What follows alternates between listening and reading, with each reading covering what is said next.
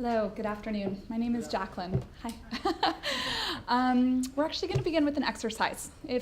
Not a physical one, I know we just did lunch, but if everyone would be willing to close your eyes for a moment. And I want you to answer as honestly as you can, just by show of hands, and we're having you close your eyes so there is no social desirability bias, that you're not worried about what anyone else will see. Do you think that kindness is an important value and should be valued in life? Please raise your hand. Thank you. Now, ask yourself honestly if you feel that you exhibit kindness daily towards others. Please raise your hand. Thank you. I think you can go ahead and open your eyes. We do that because, and as you're going to learn from Joe, a lot of what kindness.org is trying to do is take this idea that we value kindness as a society. About 50% of people did not raise their hand the second time. That we think about it, we think it's important, and yet that doesn't always convert into action. I'm now going to show you a video of what happens when we sent Joe to the streets of London to take the mindfulness and the idea of kindness and turn it into reality. So, where did we begin? I come out of the NGO space where I was for about a decade, primarily focused on fundraising. And I went through a bit of a personal journey thinking about what really mattered to me, and it came down to this idea of connecting people across differences. And for whatever reason, I felt it was rooted in kindness. And turns out I had some other friends going through a similar journey. One was a tech entrepreneur, had built and scaled several businesses across Europe, and had asked himself what really mattered to him. And at the end of the day, he said it wasn't the properties he had acquired, the businesses he had sold, but it was a social experiment he had done with his employees to spread kindness. And we started asking what would happen if we actually invested time, energy, and resources into making kindness a core part of how humans interacted with one another. We first spent several months researching this. What did we understand about kindness? What was out there? This took us out to Stanford and Berkeley, Princeton. We sat with people at Google and Facebook looking at the role of empathy online. And we wanted to understand as much as we could about kindness. We also evaluated all the organizations that were rooted with a mission in kindness to see who was doing what and if we were actually solving a problem and what the gaps were in the space. And we ultimately felt that we could come in as a player disrupting what we felt was major gaps around tech data and research when it came to this idea of kindness. So to begin, we first ourselves needed to just understand what kindness meant in the world. So we were incredibly fortunate to commission Oxford University, who came in and collaborated with us to conduct a meta-analysis on the kindness literature that existed. It proved what we imagined, but it at least gave us the facts and foundation that we could begin to build on, which is that kindness does make people happier, that the more you do it, the higher levels of dopamine will go up and the happier you will feel. And we also began to realize that it wasn't this intangible skill that a lot of skeptics told us it was. Many people said there's no way to measure it. How are you going to build something where you can't determine if it's working? And we felt, honestly, that it was an essential ingredient in social change. Through scientific research, education, inspirational storytelling, we launched just shy of 1 year ago publicly with a mission to inspire and educate people to choose kindness. The operative word being choose because it is a choice. We are all day faced with choices of what we do. Do we step over the person experiencing homelessness, or do we give them a moment of dignity and look them in the eye?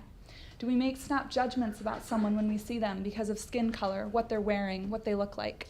These are all the ways that our human psyche are responding to what's around us, and it is up to us to decide what choices we're making. And at the heart of every social issue, we truly believed that kindness was something that often wasn't looked at as a serious player or contributor in solving the problem. And yet we felt that we could say it matters, and it needs to have a seat at the table. And this is just a few of the snapshots of ways that we think kindness can play a critical role in creating real social change. We were incredibly fortunate at the end of our relationship with Oxford University to have Dr. Lee Rowland, who spearheaded the project, approach us and say, I think it is kindness that's going to change the world, and I want to join your organization to try and do it. I'm going to take a year off and launch a research extension of this. And so he did, and we launched something called Kind Lab at the start of this year. And ultimately, it's focused on study participation and community activation. Kindness is measurable. That video that I showed you, it now has 102 million views. The top 5 countries engaging with us on a daily basis: United States, United Kingdom, India, South Africa, and Brazil. A truly global phenomenon that demonstrates and indicates that this is something that resonates with people around the world. As we began to know this community who was coming in and participating and collaborating with us to understand kindness, we wanted to create many ways that people could get involved, because not everyone's going to want to do everything. We have met people who say, hey, kindness, like giving, it's actually a little hard for me. What can I do? I'm really passionate about the research because I'm a skeptic of kindness. What can I do? So we've built different ways and opportunities for people to participate and invest into helping us understand more about it. This is just 3 snapshots of ways that we've begun to study and measure kindness. The first, we put out a study to our community. We had 1,200 people from 51 countries sign up voluntarily to participate, and they had to do a kind act every single day for 7 days and complete a study at the end of the day as well upon completion of it. And we saw a 59% completion rate. And for any academics in the room, I'm sure you can appreciate they had no incentive, no monetary reason to do this except to help shape science. This is an astounding completion rate when it comes to data. We also began to ask our community, what does it mean to you? And we did a qual analysis to begin looking at the stories people were contributing. And we saw that 27% of people felt it means empathy. And when we see that, we see the idea that empathy is what you feel, and kindness is how you respond to that, how you take action to the empathy you feel. And finally, we also did a qual analysis on a What's Your Kindness initiative that's on our site, and found that three-quarters of people felt kindness is given when it's to strangers. Data from our current study is allowing us to build the world's first ever kindness index. I'm sure you know there's a generosity index, a happiness index, loads of economic indexes, but we wanted to build a kindness one to allow us to really truly begin to measure how is this creating real change. We've also launched a Day of Kindness study alongside Oxford, and the first ever digital questionnaire that will begin to help us understand the role of kindness in the online space. Cyberbullying, it's unbelievable. Loneliness, depression, what young students are going through because of how they're treated on social media. What are we doing to combat that? We're launching a citizen scientist program to engage our community. It's a volunteer way for people to participate in helping us learn as much as we can. And we're starting with 2 areas that we're incredibly passionate about: the homeless sector and kindness in the workplace. When we think about bottom line and retention, what we've been seeing and learning more and more is that people don't feel cared for. Yes, it's about, does the company give back, but how is my manager treating me, and am I respected? So this is 2 areas that we're going to begin breaking into in 2018. This is just kind of a snapshot of some of the little bits of press that got picked up that we were so humbled by. I think, again, showing that this isn't seen anymore as this soft thing, but some of the top respected papers and press companies did feature this and did highlight the work that we're doing, mostly focused on the research element because they were so struck by the idea that you could measure kindness and show the proof of it.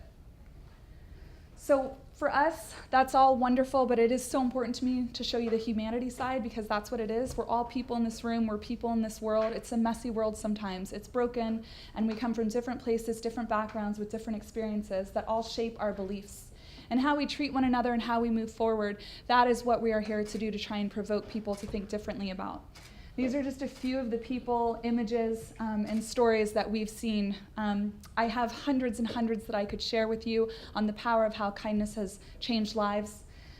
One of my favorites I'll leave you with is a woman who was married for 23 years with 2 grown children. She was about to get a divorce. Her husband was moving out on a Sunday. And on Wednesday, she saw that video come through her Facebook feed that you just saw. And she said, "Can I get on the phone with someone at your office?" And it was just me at the time, and I got on a video call.